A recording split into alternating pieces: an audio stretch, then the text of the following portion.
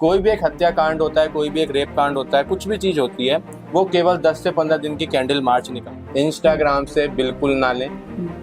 अगर आपको गीता पढ़नी है तो आपको किताब मिल जाती है, आप गीता पढ़िए। जी की किताब हमें पढ़नी हो, सीधा गूगल पे डालेंगे, उनकी ई बुक सामने आ जाएगी। मैं इसी पीढ़ी से हूँ हालांकि, और मैं अपने साथियों को, अपनी हम उम्र बच्चों को ये बोलना चाहता हूँ, अपने छोटे बच्चों को ये बोलना चाहता हूँ कि वो जो ज्ञान किताब से अर्जित कर सकते हैं उन्हें वो और कहीं से हम अर्थ खोजेंगे। और ज्ञान जितना गहरा होता है उतना ही अच्छा होता है। जैसे सागर है, एक नदी है, छलक के आएगी, हमें उसकी गहराई पता है कि हाँ भाई इतने। खेल अजब सा मेल, मेल का खेल दिखाना यहाँ, साम से हो या दाम से काज, छल से या बल से कराना या।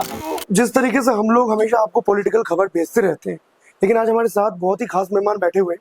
कवि हैं पेशे से, दिव्यांश दुष्यंत है इनका नाम। काफी शानदार कवि हैं। आपकी कविता का तो मैं फैन हूँ, दिल से फैन हूँ, क्योंकि आपकी कविता का मैंने वो क्लिप जो है इंस्टाग्राम पे देखा था जो काफी वायरल हुआ। काफी अच्छा कटाक्ष करते हैं। तो हमेशा से रहा है कि कवि, पॉलिटिक्स और पत्रकारों का एक अलग ही अनोखा तालमेल रहा है। जी बिल्कुल। इस फील्ड में कैसे आए, थोड़ा आपको निजी दर्शकों को आप बताइए, थोड़ी सी निजी बातें, किस फील्ड में कैसे आए और क्या क्या किया आपने अभी तक। जी, पहले तो बहुत धन्यवाद हमारे राहुल भाई का, इतना अच्छा इन्होंने मीडिया का आयोजन किया है। हालांकि कवियों को मंच के अलावा मीडिया पे बहुत कम आना चाहिए, क्योंकि ये मीडिया वालों की भी उतार सकते हैं, नेताओं की भी उतार सकते हैं, मंच पे बैठे किसी की भी उतार सकते हैं। तो पर इन्होंने जो प्रश्न पूछा है मैं उसका उत्तर देता हूँ कि जहाँ मैंने पहले शेर व शायरी से अपना लेखन शुरू किया था, पर जब मैं देखता कि शेर शायरी प्रेम में कब तक लिखूं, जो मेरे सामने इतने सारे हत्याकांड हो रहे हैं, रेप कांड हो रहे हैं, हमारे नेता बस उस पर राजनीति खेल के जा रहे हैं, और जो बड़े बड़े हमारे, नाम तो नहीं लूंगा, बहुत बड़े बड़े पद पे बैठे लोग, उन पे कोई एक्शन नहीं ले रहे हैं। और मैं अब हम लोगों की भी आम जनता की भी एक कमी बताता हूँ। कोई भी एक हत्याकांड होता है, कोई भी एक रेप कांड होता है, कुछ भी चीज होती है, वो केवल 10 से 15 दिन की कैंडल मार्च निकालते हैं और उसके बाद भूल जाते हैं कि उसका निष्कर्ष क्या निकला। जब तक आपको पूर्णतः उस चीज का न्याय ना मिले तब तक आपको उससे पीछे नहीं हटना चाहिए, वरना ऐसे दोबारा होते रहेंगे और आपको वही मोमबत्ती अपनी वेस्ट करने जाता रहना पड़ेगा। तो जब ये दृश्य मैं देख रहा हूँ कि इसके बारे में मीडिया भी बहुत कम छूट दे पा रही है, जो टीवी मीडिया है। हालांकि आजकल पोर्टल चल रहे हैं, मैंने देखा भाई का चैनल, बहुत अच्छी चीज जो आम जनता तक पहुंचा रहे हैं चीजें, ये मैं इस चीज को बहुत अप्रिशिएट करता हूँ।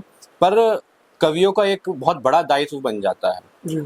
मेरे एक हमारे बड़े बुजुर्ग कहते थे कि बहुत बड़े कवि हैं कि जब जनता को एक सच जानना होता है समाज का, तो वह उम्मीद करती है अपने चुनिंदा सरकार से कि वो उसे सच बताए। पर जब वो सरकारें भी उनसे सच छुपाने लगे तो वो उनका दायित्व आ जाता है मीडिया पे कि मीडिया उन्हें सच बताए। पर जब मीडिया भी उस सच को छिपाने लगे तो वो दायित्व आ जाता है कवियों पे। तब इस लेखनी को इस देश के लिए, भारत माँ के लिए समर्पित होना पड़ा। तो पहले के कवि में और आज के कवि में काफी अंतर है। क्या अंतर आप देखते हैं कि पहले का कवि और आज का कवि, क्योंकि हमारी युवा पीढ़ी जो खास करके यूथ है आज अलग ही दिशा में जा रहे हैं, रील्स में जा रहे हैं, आप FB खोल लीजिए, इंस्टाग्राम खोल लीजिए, अलग अलग चीजों में जा रहे हैं जी। तो एक बोलते नहीं, रियलिटी को फेस नहीं करते। तो क्या डिफरेंस है दोनों एरा में? जी, पहले असल में क्या था, सोशल मीडिया नहीं होती थी, पहले के बच्चों के पास ज्ञान कम होता था और ज्ञान को अर्जित करने के सोर्स कम होते थे। आज हमें प्रेमचंद जी की किताब हमें पढ़नी हो, सीधा गूगल पे डालेंगे, उनकी ई बुक सामने आ जाएगी। पर उनसे संघर्ष पूछिए, जो इतनी सारी लाइब्रेरियां छानते थे, तब जाके उनको एक गमन की एक किताब मिलती थी, अरे प्रेमचंद जी की किताब है, हम इसे पढ़ेंगे, और वो उसको इंटरेस्ट लेके पढ़ते थे। क्योंकि जिस चीज को हमने मेहनत से पाया है, बड़ी मुश्किल से पाया है, तो उसकी हम कदर करते थे। आजकल के बच्चों को ज्ञान की कदर नहीं है। मैं इसी पीढ़ी से हूँ हालांकि, और मैं अपने साथियों को, अपनी हम उम्र बच्चों को ये बोलना चाहता हूँ, अपने छोटे बच्चों को ये बोलना चाहता हूँ कि वो जो ज्ञान किताब से अर्जित कर सकते हैं उन्हें वो और कहीं से नहीं मिल सकता। पहले के कवियों को ज्ञान इसलिए ज्यादा हुआ करता था क्योंकि उन्होंने किताब ज्ञान से लिया। और आजकल आप सोशल मीडिया की बात करते हैं, गूगल की बात करते हैं, गूगल के पास ज्ञान हो सकता है, मैं मानता हूँ, पर उतना ज्ञान नहीं हो सकता जितना किताबों के पास है। अब चैट जीपीटी आ गई है। आप इस प्रकार से समझिए, मैं यहाँ पे एक बतौर कवि एक चीज आपको बताना चाहता हूँ कि एक कवि का कार्य क्या होता है। चैट जीपीटी आपको ये बता सकता है कि एक मैं आम का उदाहरण देता हूँ कि ये आम पीले कलर का है, ये आम हरे कलर का है, ये आम लंगड़ा है, दशहरी है। चैट जीपीटी आपको ये बता सकता है। चैट जीपीटी आपको ये नहीं बता सकता कि ये आम मीठा है। या ये आम खट्टा खट्टा है। है। ये दायित्व कवि है जो उसमें से एक रस निकाल के लेके आता है हर चीज में से। तो ये काम केवल कवि कर सकता है, हर चीज की रिप्लेसमेंट है, कवियों की नहीं कभी हो सकती है। 2 लाइन सुनना चाहते हैं दर्शक, 2 लाइन सुना दीजिए सर, आज के सत्ता पक्ष के लिए और विपक्ष के लिए। देखिए, सत्ता पक्ष और विपक्ष के लिए तो मैं इतना कुछ खास बोलूंगा, बोलना भी चाहिए, पर उससे पहले एक आपको बता देता हूँ कि होता समाज का आईना, कवि कहो या दर्पण, होता समाज का आईना, कवि कहो या दर्पण, जिसकी जैसी सोच हो उसको वैसा अर्थ। वाह, बस यही मजा आ मेरे इस गया। राजनीतिक उस पे कटाक्ष है। और एक छोटा सा मैं आपको एक आप छंद सुनाना चाहता जी हूँ, जी एक राजनीति पे सुनाना चाहता हूँ। ये केवल किसी सत्ता या विपक्ष के लिए विपक्ष के लिए नहीं है, जी। ये पूरी ही राजनीति के लिए है, क्योंकि मैं नेताओं से बड़ा रुष्ट रहता हूँ। वास्तविकता में तभी मुझे, मैंने अलग अलग करके पूछा। हाँ, नेता मुझे वास्तव में बिल्कुल जी। पसंद नहीं है।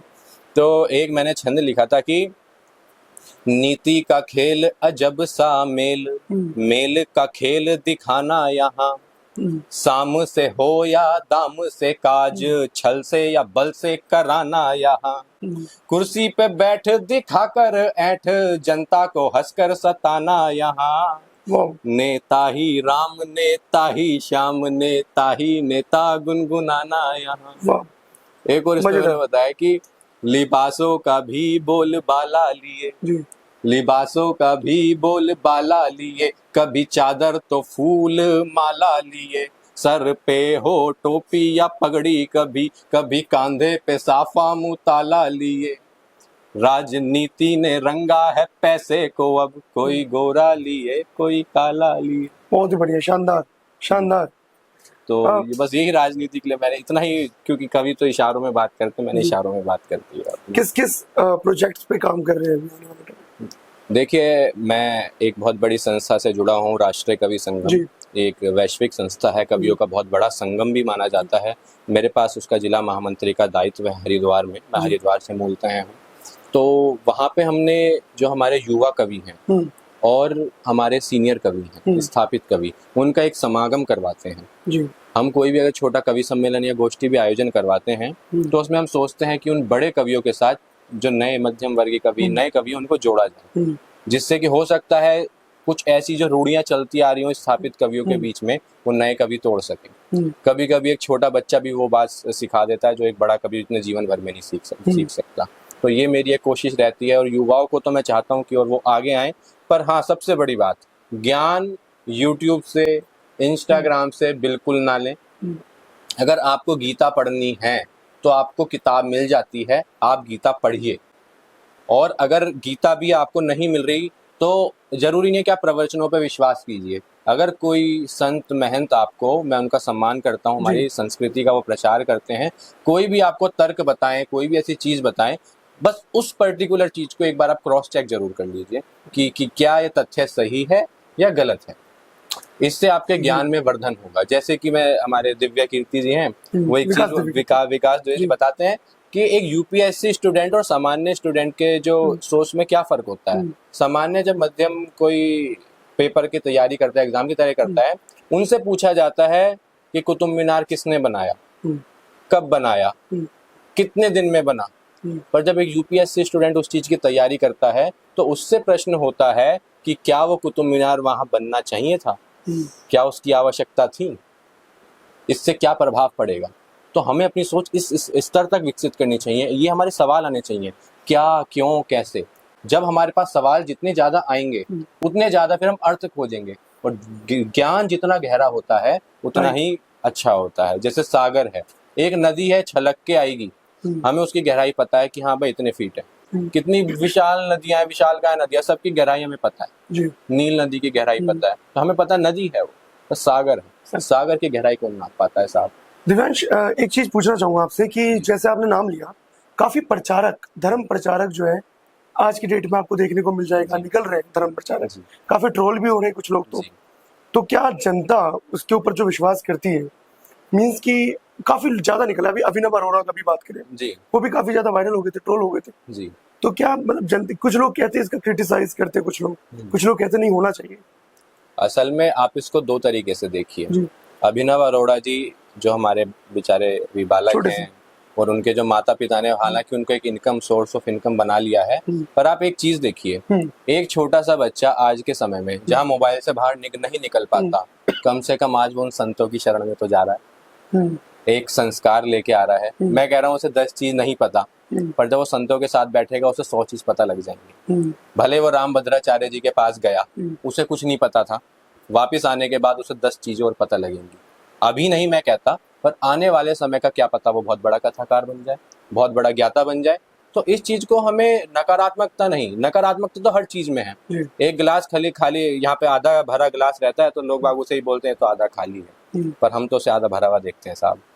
हम वो देखते हैं उसमें सकारात्मकता क्या निकाल सकें। तो हम ये नहीं देखना चाहिए कि बाबा ट्रोल हो रहे हैं। अब आप बात अगर धर्म की करते हैं तो धर्म तो और भी है, ट्रोल और भी हो सकते हैं, लेकिन वो जातियां और भी हो सकती हैं। बहुत सारे सवालों के जवाब नहीं दे पाते हैं और उनको एक रील्स के उसमें देखा जाता है। नहीं सवाल, अब वो सवाल ही ऐसे पूछते हैं। अब आप मुझसे एक चीज पूछिए, मुझसे एक नर्सरी एक बेजुबान बालक जिसे बोलना नहीं आता, वो मुझसे आयु वो करके कुछ पूछेगा, मैं उसे इसका क्या जवाब दूंगा? मैं बोलूंगा ना बेटा दूध पी ले, भूख लग रही होगी, ये चीज तो पूछूंगा। अब जब वो बाबा है, वो ज्ञानी एक संत आदमी बैठा है, अपने उसने जीवन का कुछ ऐसा हिस्सा तो जरूर दिया होगा जहाँ पे आज वो बैठा हुआ है। ऐसा तो नहीं है कि वो शून्य ज्ञान लेके वहां पे बैठ गया है। हम मीडिया वाले जाते हैं, हम कभी उनसे सवाल करते हैं, हर सवाल का जवाब देते हैं। मैं तो कहता हूँ जिस व्यक्ति ने हमारे वैदिक ग्रंथ पढ़े हैं वो हमारे जीवन से जुड़े किसी भी सवाल का जवाब दे सकता है। ये सिर्फ एक बाबा की बात नहीं है, ये मैं अपनी स्वयं की बात कर रहा हूँ, मैं एक छोटे बच्चे की बात कर रहा हूँ, एक बालक की बात कर रहा हूँ। अगर उसने हमारे ग्रंथ पढ़े होंगे तो वो जीवन से जुड़े किसी भी सवाल का जवाब खुद ब खुद दे सकता है, दूसरे को दे सकता है, स्वयं के लिए दे सकता है। तो हमें बाबाओं को वो ट्रोल नहीं करना चाहिए। करो, एक नेगेटिव मार्केटिंग नाम की भी एक चीज होती है, हो सकता है बाबा वो खुद ही करवाते हो अपनी नेगेटिव मार्केटिंग कि भाई कहीं तो फैले, फेमस होने के लिए हो सकता है। पर एक चीज देखिए कि रुझान कितना बढ़ गया है। मीडिया जहां हमें पहले पहुंचा करती थी, भाई गरीबी क्या, इसका रेट क्या, आजकल बाबा चर्चे में चल रहे हैं। अब बाबा का इंटरव्यू लेता है, मीडिया भी फेमस, बाबा भी फेमस, और जो उस पे तंज कर रहे हैं या उसकी तारीफ कर रहे हैं वो भी फेमस। तो देखिए कितनी बड़ी एक सराउंडिंग बन गई है इस चीज की। तो इससे तो सबको फायदा है। दिवांश जी, कुछ अपने दर्शकों के लिए भी 2 लाइन मैं चाहूंगा कि 2 लाइन विभाग के दर्शकों के लिए आप बोल दीजिए। जी 2 लाइन कुछ भी चलिए, मैं अपनी नहीं, एक राहत इंदौरी साहब के 4 लाइनें थी कि जब एक युवा आगे बढ़ता है उसके अंदर सबसे पहले अहम आता है, तो अहम को ना छोड़ के बुजुर्ग, क्योंकि एक युवा ज्ञान कितना भी अर्जित कर ले तजर्बा नहीं कर सकता। तो उनकी एक 4 लाइनें थी कि चिरागों का घराना चल रहा है, हवाओं से दोस्ताना चल रहा है, जवानी की हवाएं चल रही हैं, बुजुर्गों का खजाना चल रहा है। तो हमें उसी खजाने को साथ लेके हमें निरंतर आगे बढ़ते रहना चाहिए। बहुत बहुत शुक्रिया सर समय देने के लिए, और हमारे विभाग के दर्शकों से आपको आने वाले टाइम के लिए शुभकामनाएं। बहुत बहुत धन्यवाद, बहुत अच्छा आपका इंटरव्यू रहा। मैं तो चाहता हूँ मेरा मीडिया बंधुओं से एक व्यक्तिगत रूप से बहुत लगाव है, क्योंकि हमारे से पहले जिनकी भूमिका बनती है वो मीडिया वाले ही हैं। और जो मैं देखता हूँ ना, जो सच दिखाते हैं, मैं उनको बहुत अप्रिशिएट करता हूँ। हम टीवी पे देखते हैं केवल एक पक्ष की, एक दल की चर्चा दिखती है, पर जहां मैं देखता हूँ कि एक व्यक्ति, बिल्कुल आपने बताया होगा, बहुत से लोगों की वीडियो डिलीट करवा देते हैं, बड़े बड़े मंत्री, बड़े बड़े नेता दल के, कि भाई वीडियो डिलीट कर दो मीडिया वालों की। तो सोचिए वो कितना संघर्ष झेल रहे होंगे। एक मीडिया वाला इतनी मेहनत करके जा रहा है, इंटरव्यू ले रहा है किसी व्यक्ति का, सच आपके सामने लाने की कोशिश कर रहा है। तो मैं तो बल्कि आप सरकारों से भी ये कहना चाहता हूँ कि जो भी व्यक्ति मीडिया के क्षेत्र में निष्पक्ष होकर कार्य कर रहा है उसे सिक्योरिटी सबसे पहले मिलनी चाहिए। चाहे, क्योंकि हम पुरुष प्रधान देश अब बना दिया गया है इसे, हालांकि हमेशा से स्त्री प्रधान रहा है देश, परंतु हमारे पास मीडिया में हमारी महिला साथी भी होती हैं, कई बार उनके साथ बदतमीजियां हो जाती हैं। जो बड़ी बड़ी स्थापित है उनके पास तो बाउंसर रहते हैं, और जो छोटे स्तर पे कर रहे हैं उनको सिक्योरिटी क्यों नहीं मिलती? तो उनकी सुरक्षा का भी विशेष ध्यान रखना चाहिए। और जितने भी हमारे सरकारी संस्थान हैं, हॉस्पिटल से लेकर, हॉस्पिटल में एक नर्स के साथ हुआ था, मैं उस पर बहुत रोया था, बहुत मुझे दुख हुआ था कि ऐसा तो नहीं होना चाहिए। तो ऐसी चीजों में जो सरकारी हमारे डॉक्टर्स होते हैं, नर्सेज होती हैं, जितने भी सरकारी संस्थान जहाँ पे सिक्योरिटी सरकार नहीं दे रही है, वहां पे उन्हें देने चाहिए, जिससे वो एकदम खुला, एकदम अपने मन से काम कर सके। तो ये चीज बहुत जरूरी है। और मीडिया बंधुओं को तो मैं नमन करता हूँ कि अगर हमें भी, अगर कवियों की भी अगर आवाज सुना रहे हैं तो एक मीडिया ही है जो सुना रही है, तो वरना कवियों का क्या है, वो तो कहते हैं और चल देते हैं। बहुत बहुत शुक्रिया दिवांश जी, बहुत बहुत ठीक है।